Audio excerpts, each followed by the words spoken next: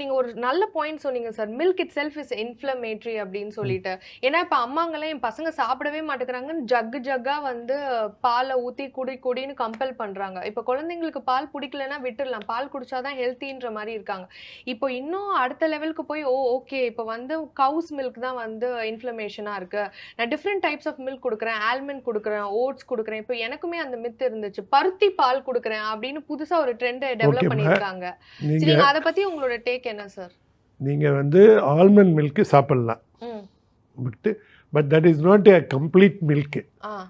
Oats மில்க்ல என்ன ப்ராப்ளம்னா ஒரு 50% ஆஃப் த பாப்புலேஷன் சாப்பிடலாம். who is not intolerance to carbohydrate. Okay. அல்லது டயபெட்டிஸ் இல்லாதவங்க, ஃபேட் இல்லாதவங்க, ஓட்ஸ் மில்கில் இது it will raise your insulin, it will raise your sugar. அதில் ஜாக்கிரதையாங்க. காட்டன் மில்க் வந்து ஒரு கான்ட்ரோவர்சியல் சப்ஜெக்ட். நான் அதில் இறங்குறதுக்கு விரும்பலை. பட் இருந்தாலும் நீங்கள் கேட்டுட்டீங்க. இப்படி சொல்கிறேன், நான் வந்து பருத்தி பால் குடிக்க மாட்டேன்.